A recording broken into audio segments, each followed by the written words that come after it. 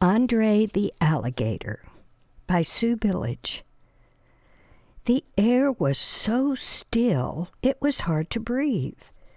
It was one of those hot summer days on the Gulf Coast. I was a young girl then, but I remember the heat.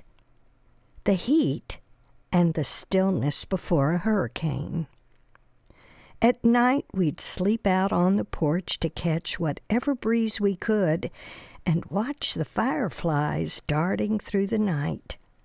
It was fun sleeping on the porch with my brother, Billy Woodrow. Billy's middle name isn't Woodrow. That's our last name. But Mama always called him that when she was upset with him. The two names together kind of stuck. My name is Sarah Jean Woodrow. No one ever calls me Sarah or Jean. It was always Sarah Jean. Mama was Mrs. Woodrow and Daddy was Mr. Woodrow. That's what my parents called each other. But sometimes I'd catch them being a little more loving, and Daddy would call Mama sweetheart and Mama would call Daddy honey.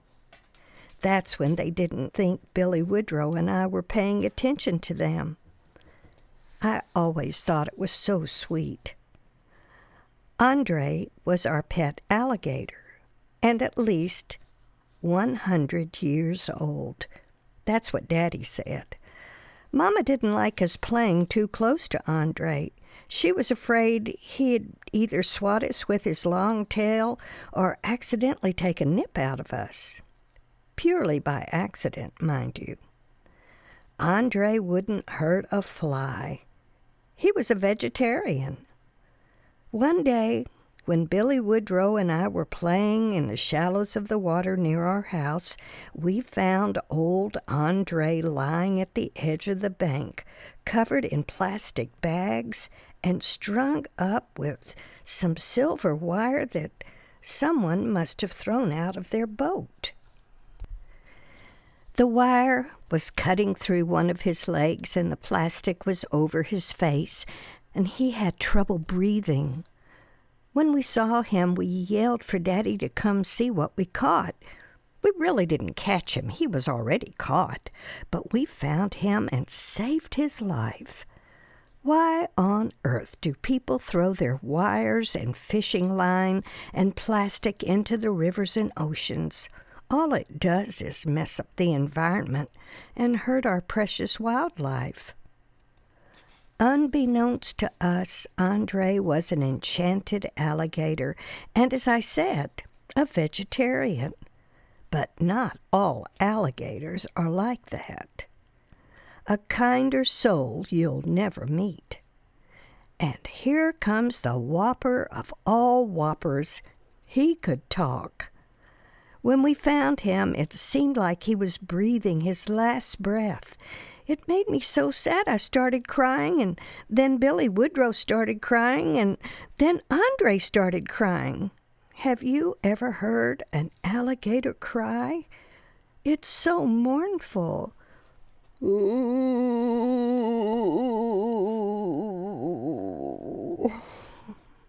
Well, Daddy showed up and asked what the racket was all about.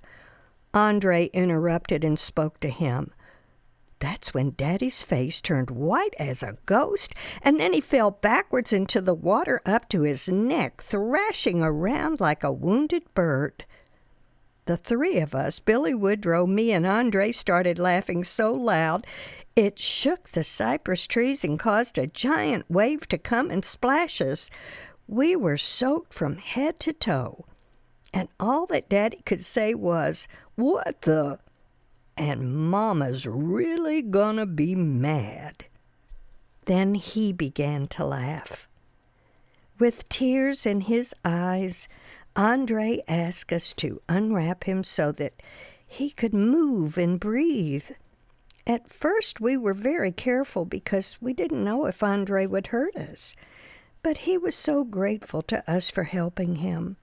He slowly moved away from where he had been tied up and began to tell his story.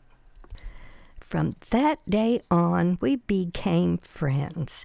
He said that many years ago, when he was human, an old voodoo queen turned him into an alligator because he wanted to marry the prettiest girl in their village. Another boy wanted to marry her too, and he paid the voodoo queen to put a spell on Andre, which caused him to live for 100 years as an alligator. He was so lonely because he had no one to talk to. But now, since we saved his life, he would like to be our friend and return our good deed. Daddy wasn't sure it was a good idea to take him home, and Mama pitched a fit when she saw him. But he lived at our house in a special place that Billy Woodrow and I built. We told our parents that we'd be very careful around Andre, and he could eat our collard greens when Mama served them for dinner. He loved collard greens. It was Labor Day, and the air was so thick you could cut it with a knife. The weatherman said that a storm was heading our way. You could smell the rain in the sky. Daddy had to take his truck to make some deliveries to old Mr. Whistler. Daddy makes us laugh every time he comes home and tells us about Mr. Whistler. Mama just puts her hands on her hips and fusses at Daddy for making fun of an old man. She says that someday when we get old and lose our teeth and we can't say words right, that we won't like it if someone makes fun of us. You see, Mr. Whistler can't say his S's without making a whistling sound. Well, the storm did come, sooner than expected. The river was rising and the roads were getting flooded. The people who lived along the river were boarding their windows and packing up their things and moving to the high ground. We were waiting for Daddy to get back, but the water rose so fast that we knew he wasn't going to make it back in time for us to leave together. That's when Andre came up with a plan. He told us to take only the things that we could carry and sit on his back. We could hold on to his scoots, you know, those spiny things on an alligator's back, and he'd take us, Mama, Billy Woodrow, and me to the high ground. Then Andre remembered Scooter, our dog, and said that he could come too. Scooter could sit inside of Mama's basket where he'd be safe.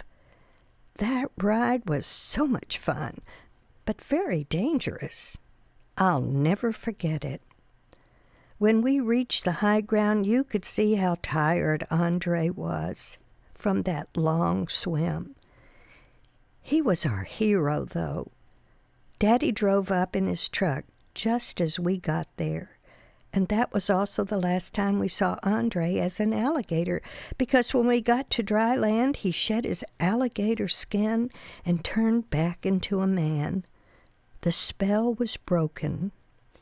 We were so grateful that Daddy built a house for Andre on our property, and he lived the rest of his life next door to us. Andre, Daddy, Billy Woodrow and me went fishing almost every day, and Mama cooked our catch.